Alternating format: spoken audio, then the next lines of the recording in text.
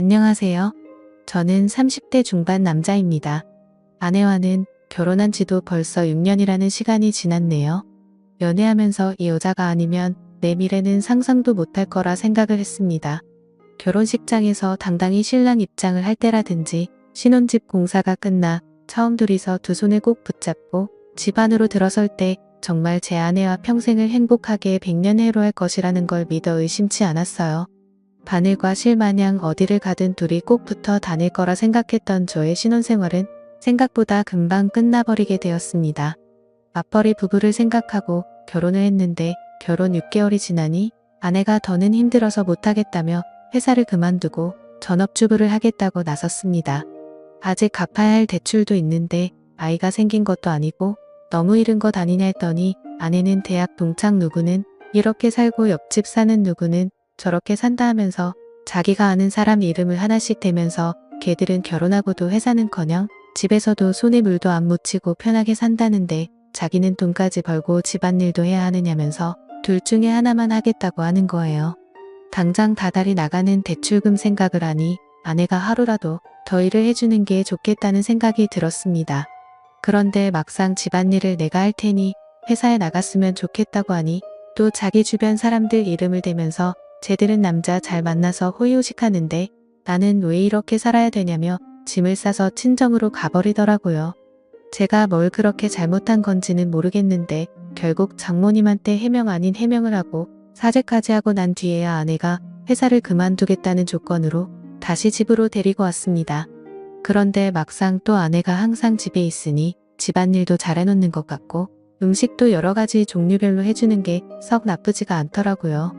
이건 나름대로 좋을 거라 생각했는데 그것도 잠시 아내가 전업주부 생활을 시작한 지 몇 개월이 채 지나지 않아서 매일매일 새로운 반찬은 고사하고 그나마도 따로따로 접시에 담아주던 반찬마저 유리 반찬 통째로 대충 꺼내주는 게 당연해졌습니다. 내가 퇴근하고 들어오면 뭘 그렇게 누구랑 연락하는지 휴대전화기만 밤새 들여다보면서 잠도 저보다 늦게 들고 그러니 당연히 아침에 늦게 일어나게 되고 아침도 더는 차려주지 않더라고요. 간단하게라도 아침을 먹고 나가는 게 든든해서 아침밥을 좀 먹고 싶다고 하니 아내는 내가 내 밥 차려주는 사람이냐면서 성질을 내더라고요. 자기는 아침을 먹으면 온종일 소화가 안 된다면서 먹고 싶으면 내가 차려 먹으라고 화를 내는데 그냥 그 뒤로부터는 출근길에 김밥 한 줄 사서 먹는 게 일상이 되었습니다.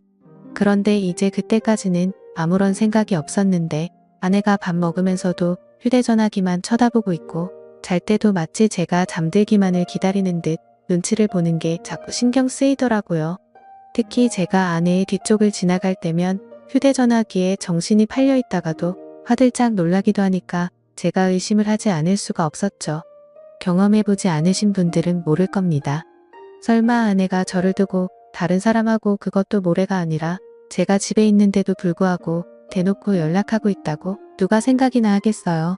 저도 그랬고 그래서 처음에는 의심만 할 뿐 실질적인 조처를 할 수 없었습니다. 만약 그게 진짜였을 때 받게 될 충격이 어마어마할 테니 조심스러워지는 게 사람 마음이더군요. 하지만 점점 더 아내가 집에서 집안일을 하는 건지 뭘 하는 건지 모르겠을 정도로 집 상태는 엉망이 되고 있었고 아내는 더욱더 의심스러운 행동만 하고 있었습니다.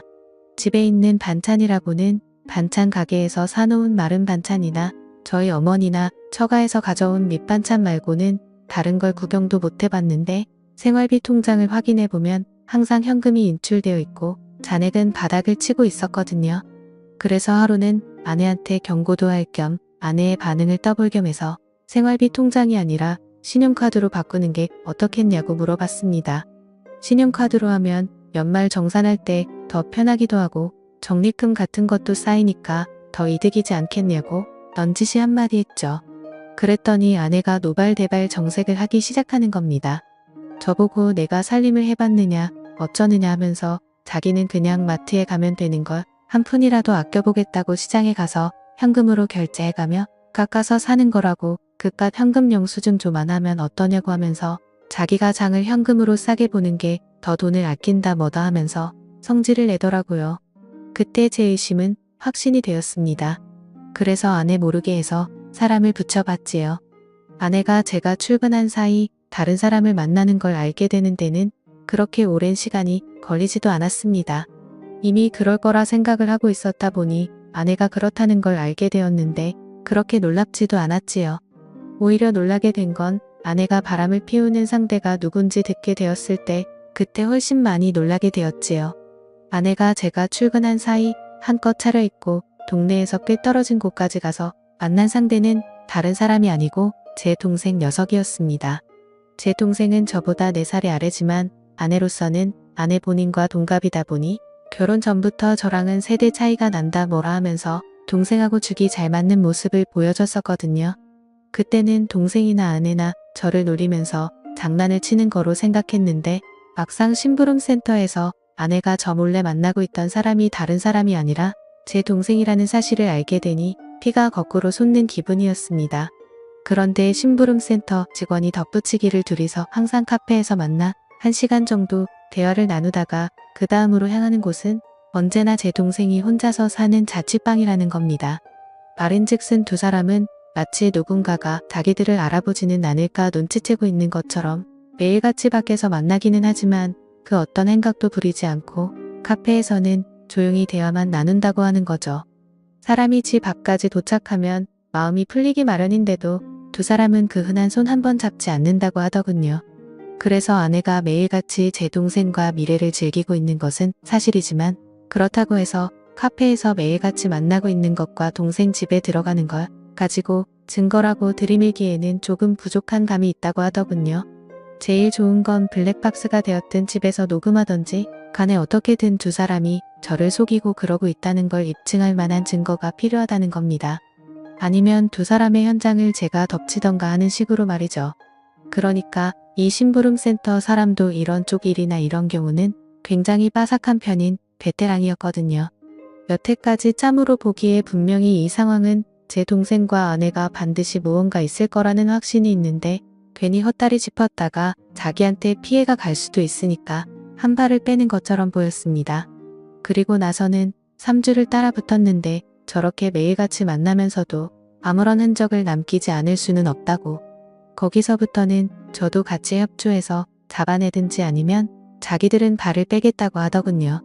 제가 여태까지 들어간 돈이 얼만데 현장 증거를 나보고 잡으라는 거냐고 따지니 이만 여기까지 하겠다는 겁니다. 이후의 일은 제가 알아서 하라고요. 어디에 돌팔이 같은 놈들한테 엮인 기분도 들고 괜히 다른 센터를 찾아봐야 그 정도로 암수를 피우는 거라면 아무것도 못 잡아낼 수도 있겠구나 하는 생각에 저도 더는 시간 낭비를 하지 않기로 했습니다. 그냥 제가 현장을 직접 덮쳐버리는 게 낫겠다 싶었어요.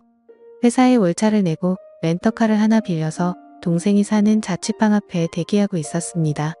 아내는 제가 출근한 줄로만 알고 있을 테니 매일같이 만나고 있다고 하는데 당연히 그날도 둘이 똑같은 패턴으로 카페에서 둘이 만나서 동생 집에 도착을 하겠다는 계산이 서 있었습니다. 차 안에서 숨죽여서 기다리고 있었지만 그 시간이 평소와는 다르게 엄청나게 천천히 가더군요. 이 무더위 속인데도 모자도 뒤집어 쓰고 최대한 안 보이게 동여매고 있으니 거기에 차 시동도 걸어놓지 못하는 상태다 보니 정말 죽을 맛이었습니다. 그런데도 심장은 엄청나게 빠르게 뛰고 정말 그 차 안에서 무슨 생각을 했는지 기억도 안 날 정도로 오만 가지 생각이 오고 갔습니다. 아니나 다를까 거의 매일같이 똑같은 패턴으로 행동한다는 말과 똑같이 두 사람이 시야에 들어오더군요.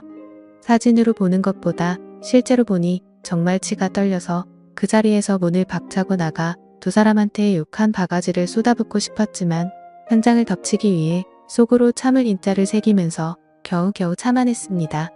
카페에서 둘이 시간을 보냈으니 집 안에 들어가자마자 본 경기를 시작하려나 그 길로 저도 뒤따라 들어가 문을 열고 들어가고 싶었지만 참았습니다. 그때의 1분 1초는 정말 제 인생 그 어떤 시간보다 느리고 천천히 흘렀습니다. 무더위에 두 사람 다 걸어오느라 고생 좀 했을 테니 땀이라도 식히겠거니 싶어서 조금만 더 시간을 두고 기다리기로 했지요. 동생 집 비밀번호는 제가 이미 알고 있었습니다.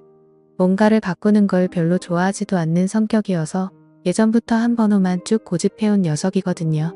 이미 두 사람이 집에 들어간 상황에 저도 뭘 더 차 안에 있을 필요가 있겠나 싶어 저는 이미 동생 집 앞까지 들어와 있는 상황이었습니다. 얇아 빠진 철제 현관문 너머로 아내와 동생의 목소리가 들려오는데 정확하게 무슨 내용을 말하는지는 들리지 않았지만 동생이 벌써 시작을 한다느니 어쩌니 아내가 오늘은 조금 빨리 좀 끝났으면 좋겠다느니 어쩌느냐 하면서 하하호호거리며 이야기를 주고받더군요. 아니나 다를까 5분도 걸리지 않아서 두 사람은 뭘 하는 건지 문 너머로 들려오던 소음도 하나 들려오지 않고 조용하니 아무 소리도 들리지 않기 시작했습니다. 둘이서 나눴던 대화 때문에라도 이미 미칠 것 같았는데 막상 아무 소리도 들리지 않으니 눈앞이 깜깜해지더군요. 더는 기다리지 못하겠다 싶어서 문을 박차고 들어갔습니다. 들어갔는데 두 사람은 제가 생각한 것과는 정반대로 서로 멀찌감치 떨어져 앉아 있더군요. 옷도 제대로 갖춰 입고 있었고 말이죠. 오히려 그 문을 따고 들어간 제가 더 당황스러웠습니다. 지금 뭐 하는 거냐고 크게 외치면서 들어갔는데 오히려 제가 민망한 상황이 되어버렸어요. 아내는 집에서 재택근무 형식으로 일할 수 있게 인터넷 사업을 구상 중이었고 그 과정에서 컴퓨터에 능숙한 제 동생에게 도움을 받고자 그동안 동생을 만나왔던 겁니다. 오히려 제가 동생과 아내에게 몹쓸 짓을 하고만 상황이 되어버렸죠. 손이 발이 되도록 싹싹 빌어야 했습니다. 아무리 의심할 게 없어도 그렇지 어떻게 동생과 아내를 그런 사이로 의심할 수 있느냐고 동생에게 한 소리 아내에게 한 소리 듣고 나서 나아가서는 어머니에게 한 소리 또 듣고 장모님한테는 아주 가루가 되도록 욕을 얻어먹었습니다. 졸지에 저는 아내랑 친동생 사이를 의심하는 의심병 환자가 되어버렸죠. 그 이후도 후유증이 엄청나서 아내와는 서로 말도 하지 않고 지내게 되었습니다.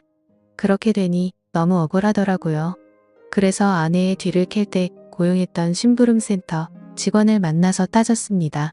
어떻게 자기는 아무 잘못 없다 잡아떼고 면피를 하려고 할 줄 알았는데 심부름센터 직원이 돈은 다 환급해준다고 하면서도 자기는 억울하다고 하는 겁니다.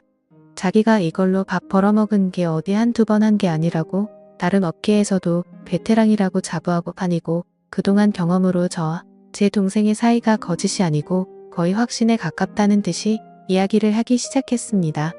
이 양반이 내가 틀렸다고 하니까 자존심이 그렇게 상했나 싶었고 저는 사실 억울한 게 더 컸기 때문에 헛소리하지 말고 그럼 환급이나 해달라고 했어요. 그 양반한테 보수를 환불받는다고 해도 이미 엎질러진 물을 되돌려 놓기에는 힘든 상황이었지만 그래도 마음이라도 풀고 싶었거든요. 그런데 그 양반이 흔쾌히 환급을 해준다고 했다가 자기한테 짧게는 2주에서 길게는 2달만 시간을 달라고 하더군요. 제가 보수로 준 돈이 그렇게 큰 목돈이 아니었는데 이 양반이 돈이 궁해서 그러는가 싶었습니다. 그런데 그게 아니었고 자신은 지금도 확신한다면서 지금부터는 무료로 더 조사해본다고 하더라고요. 만약 그렇게 했음에도 자신이 틀린 거면 다 환불해준다고 말이죠. 안 그래도 헛다리 짚어서 쪽팔렸었기에 그냥 무시하려고 하다가 공짜로 해준다는데 내심 저도 껄끄럼해서 일단 알겠다고 했습니다. 그로부터 정확하게 한 달이 지나서 그 양반이 저에게 녹음 파일 하나와 사진 몇 개를 내밀더군요. 그리고 그건 사실이었던 겁니다. 아내와 제 동생의 사이가 말이죠. 심부름센터에 어떻게 그걸 확신했느냐고 했더니 주변 정황만 봐도 다 보이는 상황이라는 겁니다. 갑자기 커진 아내의 씀씀이와 돈의 사용처를 들키기 싫어서 현금을 사용하는 것까지 말이죠. 제 아내가 동생 집에 들락거리는 건 어떻게든 둘러댈 수가 있지만 돈을 번다고 하는 일인데 오히려 소비만 더 커지고 있으니 뭐가 있어도 있다고 확신을 했다는 거죠.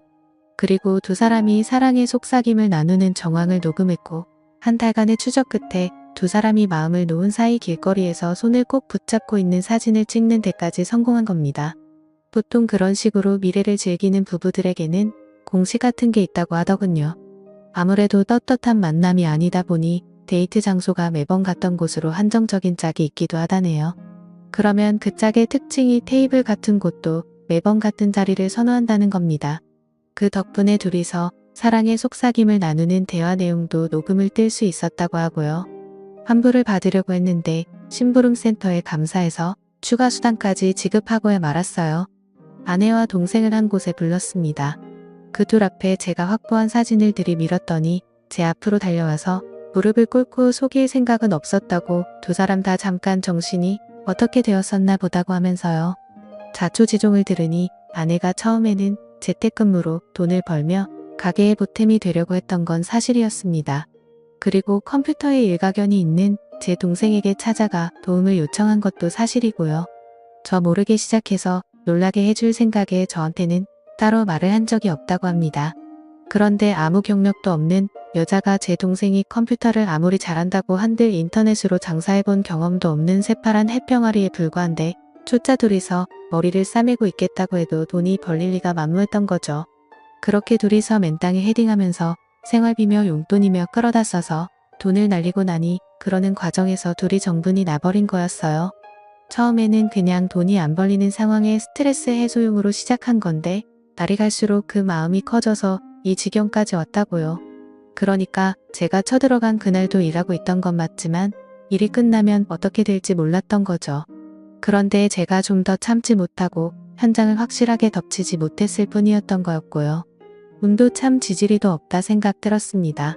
조금만 더 참았으면 그때 이미 발견하는 거였는데 오히려 제가 성급하게 행동을 해서 두 사람한테 알리바이만 만들어준 꼴이 돼버린 겁니다. 그리고 저한테 그렇게 한 번 걸렸으니 두 사람은 완전히 마음을 놓았던 거고 그동안 밖에서도 누가 볼까 경계태세로 다니던 두 사람이 마음을 놓고 손을 잡고 돌아다니다가 심부름센터에 꼬리를 잡혔던 거였죠. 세상에 믿을 사람 하나 없습니다. 평생을 약속한 배우자와 저의 하나뿐인 혈육인 동생이 저를 두고 그런 행각을 벌였다고 생각해보세요. 여러분들이라면 어떠실 것 같은가요? 심부름센터 비용하고는 다 동생과 아내에게 뜯어냈고 위자료 청구까지 했습니다. 제 친동생에게까지 합의금을 뜯어내야 하는 게 참 어이가 없는 상황이네요. 두 사람이 얼마나 깊은 사이였건 간에 제정신이면 이렇게 저와 연을 끊고 나서도 둘이서 더 만나는 일은 없을 테지요. 아니 뭐 만나도 상관없습니다. 이젠 제 인생에 더 이상은 없는 전처이기도 하고 아예 처음부터 존재하지 않았던 동생이라고 생각하고 살아가기로 했으니까요. 사연을 읽어주셔서 감사합니다.